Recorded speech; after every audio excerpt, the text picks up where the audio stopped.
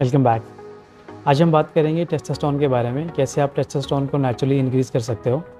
Testosterone एक primary sex hormone है mails का, which is responsible for the development of reproductive tissues like testes. Okay, आपके sexual characteristics की development में वो हेल्पफुल होता है। बोन डेंसिटी को मेंटेन करने में उसकी रिक्वायरमेंट होती है, मसल मास मेंटेन करने में उसकी रिक्वायरमेंट होती है, और मेनली जो ये मेल्स में ना आपके टेस्टिकल्स में ये प्रोड्यूस होता है, और थोड़ा बहुत जो पोर्शन है वो आपका एड्रिनल ग्लैंड्स में भी प्रोड्यूस होता है, जो कि किडनी के ऊपर सिचुएटेड होती है। वेमेंस को भी इसकी रिक्वायरमेंट होती है। वेमेंस प्रोड्यूस करती है आपकी ओवरीज़ में, और कुछ सेम इसी तरह आपका कुछ पोर्शन आपका एड्रिनल ग्लैंड्स में भी प्रोड्यूस होता है। वेमेंस को ज़रूरत होती है आपकी जो ब्लड सेल्स हैं, जो न्यू ब्लड सेल्स फॉर्म होती हैं उसके लिए उसकी रिक्वायरमेंट होती है।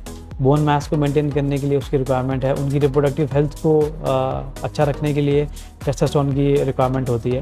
लेकिन जो मेजॉरिटी ऑफ टेस्टोस्टेरोन है फीमेल्स में, वो प्रोड्यूस कन्वर्ट हो जाता है आपका इसमें एस्ट्रोजन में, जो कि एक प्राइमरी फीमेल सेक्स हार्मोन है।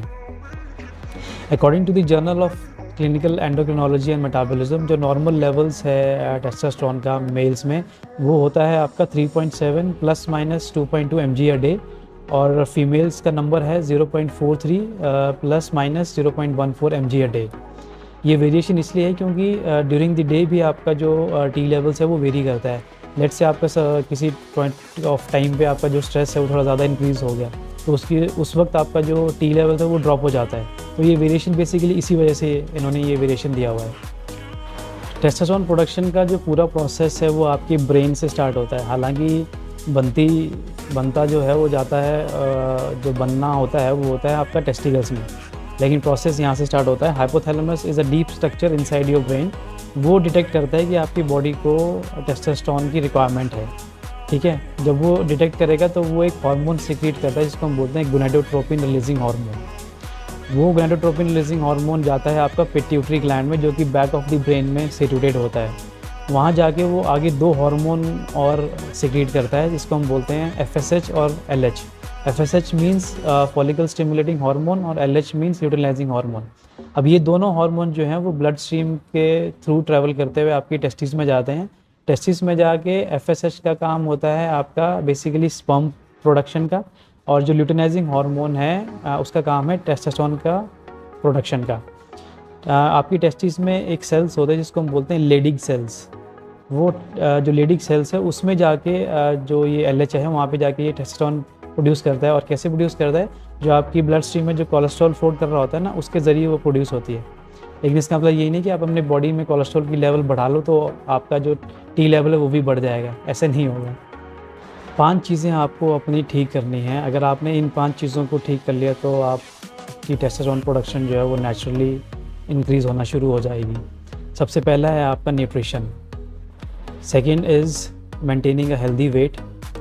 Third is good quality sleep. Fourth is stress management.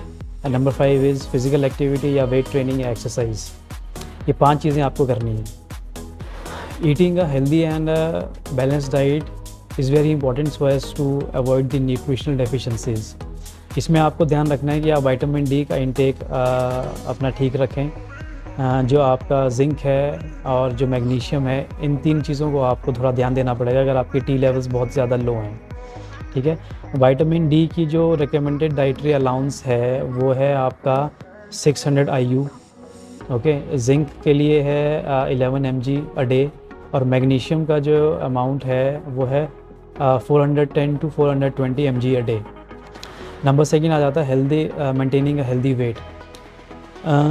जो मेन जो बहुत ज़्यादा ओबीज़ होते हैं, उनके जो लेवल्स होती है टेस्टोस्टेरोन की वो बहुत ज़्यादा नीचे होते हैं। वो इसलिए नीचे होते हैं क्योंकि जो उनका जो बॉडी फैट होता है ना, वो बेसिकली एब्डोमिनल एरिया में कुछ ज़्यादा स्कैटर्ड होता है। तो जब आपका जो एब्डोमिनल फैट जब ज़्यादा होता है तो आपकी बॉडी जो है ना एक एंजाइम रिलीज़ करती है जिसको हम कहते हैं एरोमेटेज।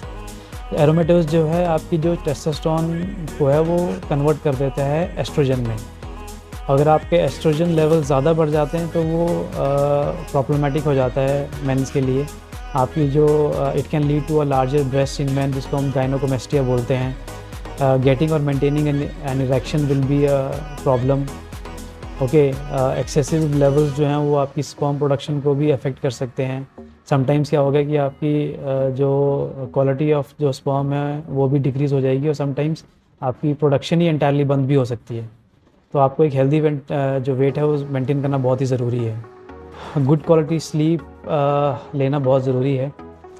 आपका जो टेस्टोस्टेरोन रिलीज़ होता है वो मोस्टली रिलीज़ होता है जब आप सो रहे होते हैं. इसका मतलब है कि it has a direct effect on your T levels.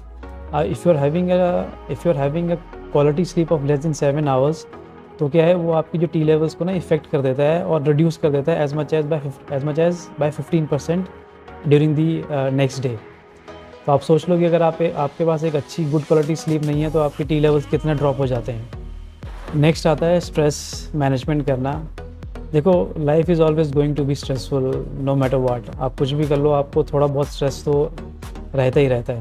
तो मैं ये नहीं कहता कि स्ट्रेस बिल्कुल ही ख़त्म कर दो, वो तो कभी हो नहीं पाएगा. लेकिन हाँ, you can take some steps to reduce your stress. देखो, होता क्या है कि जब आप इतने लंबे टाइम तक अगर आपको स्ट्रेस है तो आपकी बॉडी में जो कॉर्टिसोल लेवल्स है ना, आपके ब्लड स्ट्रीम में वो फ्लोट करते रहते हैं. तो उनकी वजह से क्या है कि आपका टी लेवल भी जो है उसकी प्रोडक्शन भी कम हो जाती है. तो आपको हमेशा अपने जो स्ट्रेस को है ना उसको कम करते रहना चाहिए. अपनी लाइफ में से कुछ टाइम निकालो and do something you enjoy, ताकि आपका जो स्ट्रेस है वो थोड़ा सा कम हो जाए. लिफ्टिंग वेट्स भी आपका जो टी लेवल्स है उसको इंक्रीज़ करते हैं.